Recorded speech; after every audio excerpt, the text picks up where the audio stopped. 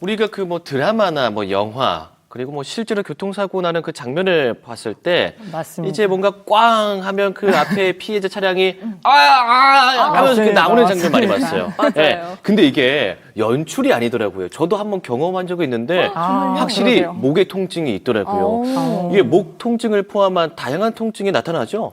맞습니다. 교통사고 후에는 네. 이 진료실을 찾으시는 많은 환자분들께서는요, 주로 목, 어깨 통증이 있어요, 두통이 있어요. 이렇게 말씀하시는 분들이 굉장히 많으신데요. 네. 왜냐하면 우리 교통사고가 있게 되면 목이랑 상체가 먼저 앞으로 튀어나가게 되면서 관련 증상들이 발생하기 때문입니다. 맞습니다. 그래서 목 통증, 두통, 어깨 통증, 팔저림, 그리고 어지러움 이런 증상들이 주로 나타나게 되는 건데요. 네. 근데 사고의 정황이나 기왕력에 따라서 허리도 아플 수 있고요. 그리고 무릎이나 발목, 손목 이런 관절 증상들도 나타날 수 있습니다.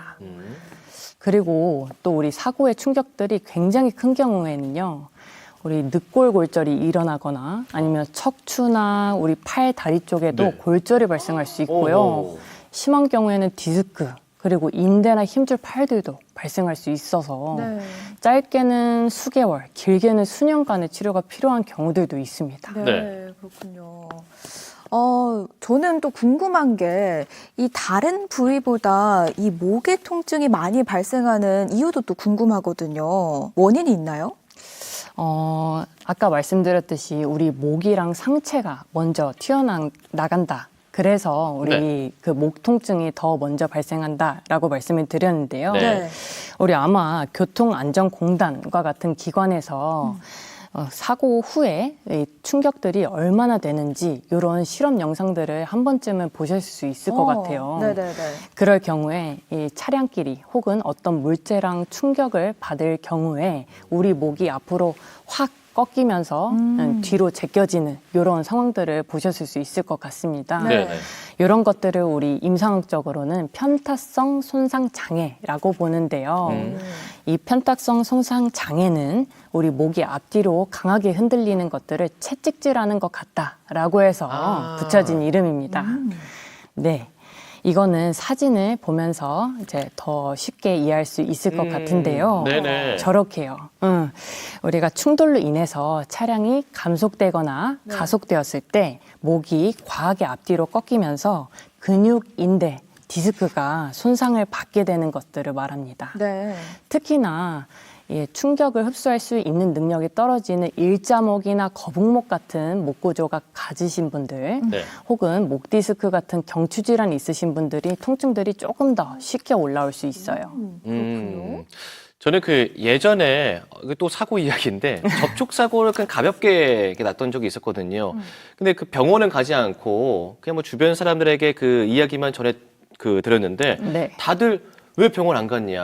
맞습니다. 저는 그 당시엔 괜찮았거든요. 근데 맞습니다. 사람들은 그 나중에 그 통증이 나중에 올 수도 있다. 이런 말씀 많이 하더라고요. 맞습니다. 혹시 교통사고 후 통증 치료까지 골든타임이라는 게 있을지가 궁금합니다. 있죠. 있어요? 맞습니다. 어. 이런 말 들어보신 적 있으실 것 같아요. 우리 교통사고는 하루 지나봐야 한다. 맞아요. 너무 많이 들었어요. 맞습니다. 네. 이게 교통사고가 발생하게 되면은 우리 몸이 엄청 놀라게 되거든요. 그러면서 근육도 긴장하고 네. 호르몬이 변화하게 되면서 우리가 아픈 줄을 모르게 돼요. 맞습니다. 그러면서 치료 시기를 놓쳐버리는 경우들이 많은데요. 네. 통상 12시간 후로부터는 호르몬이 안정화가 되면서 우리 증상들이 점점 올라오는데 다만 이 72시간까지는요 네. 증상들이 없다가도 나타날 수 있고 그리고 기존 증상들이 악화될 수 있기 때문에 급성 안정이 필요합니다. 네. 따라서 급성 안정기인 72시간 네. 이내로 진료를 받고 치료를 시작하시는 것이 저는 중요하다고 생각합니다. 네. 제 치료 경험 상으로는 네. 치료 시기가 빠르면 빠를수록 회복력도 올라가고 효과도 더 좋았습니다. 그렇군요. 네, 그래서 통증이 없거나 경미하다고 해서 치료를 안 받으시면 안 됩니다. 왜냐? 네. 우리가 이 머리 무게가 대략 한 4에서 5kg 정도 되거든요. 맞아요. 네. 그런데 이 머리를 지탱해주고 있는 목에 있는 인대는요, 지지력이 1kg 정도밖에 안 돼요. 어머나. 그런데 목이 확 튀어나가게 되면은 당연히 1kg 넘어서서 인대가 늘어나고 그러면서 뭐 디스크나 근육 맞아요. 이런 부분들도 당연히 손상이 올 수밖에 없겠죠. 네. 그렇기 때문에 이미 손상됐을 수밖에 없는데 치료 시기를 놓쳐버린다면 다른 부위로 손상이 번지거나 증상들이 만성화될 수가 있습니다. 네, 그렇군요. 이렇게 교통사고 후에 목 통증이 발생하면 이제 내원해서 진단을 하게 될 텐데요. 보통은 수술적인 방법보다는 비수술적인 방법을 먼저 생각하실 것 같아요. 맞아요. 어떤 좀 진료와 치료를 보게 될까요? 우리가 교통사고가 골절이 아닌 경우에는요, 대부분이 염좌 진단이 내려지게 되는데요. 그래서 초기에는 붓기나 통증을 제어하기 위해서 아이스팩을 해주시는 것이 가장 좋습니다. 네. 네. 다만 우리 부상당한 부위가 통증들이 너무 심하고 고개가 잘 안 돌아간다라고 해서 보조기로 이 목을 딱 고정을 해주는 것은요, 그렇게 좋진 않아요. 그래요? 왜요? 네. 왜냐하면 네네. 우리 목의 지지력을 굉장히 떨어뜨리게 되기 때문이에요. 목이 오히려. 약해집니다. 아. 그래서 그 이후에는 네. 보통 염증과 통증을 줄여주기 위해서 소염 진통제나 주사제를 활용하기도 하는데 네. 한방에서는 한약이나 약침을 사용합니다. 그 외에도 초음파나 전기자극요법을 활용하는 물리치료나 운동요법을 병행하시면 효과가 더욱더 좋습니다. 그 한방에서 하는 그 치료를 몇 가지 소개해 주셨는데 조금 더 자세하게 소개해 주시면 어떨까요? 네. 네. 그 한방에서 편타성 손상 장애, 아까 말씀드린 네네. 이 치료는요, 어혈 제거와 네. 기혈 순환을 촉진을 핵심 목표로 삼습니다. 어혈 제거. 네네. 맞습니다. 이거를 위해서 한약, 추나요법, 침치료, 약침치료, 도인운동요법, 한방물리요법을 활용하는데요. 네. 여기에서 말하는 이 어혈은요. 어혈이 뭘까요? 네, 이 혈액이 원활하게 순환하지 못하고 정체되어서 노폐물이 돼버린 상태를 말합니다. 아. 네. 그래서 사고로 우리 몸에 충격이 가해지게 되면은요, 혈액 순환이 원활하지 않아요. 네. 그래서 우리 몸의 곳곳에 어혈들이 쌓이게 됩니다. 그래서 얘네들로 인한 병증들이 나타나기 때문에 어혈을 제거해주고 그리고 기혈 순환을 촉진해줘야 됩니다. 네. 여기에서 가장 효과적인 것이 한약이라고 볼 수가 있어요. 한약이요? 네. 근데 이 한약은 어혈을 잘 풀어줄 뿐만 아니라 개개인의 체질이나 증상을 고려해서 처방하기 때문에 통증도 잡으면서 복용하실 게 개개인의 컨디션까지 잡을 수가 있습니다. 네. 네. 그리고 추나요법은요. 추나.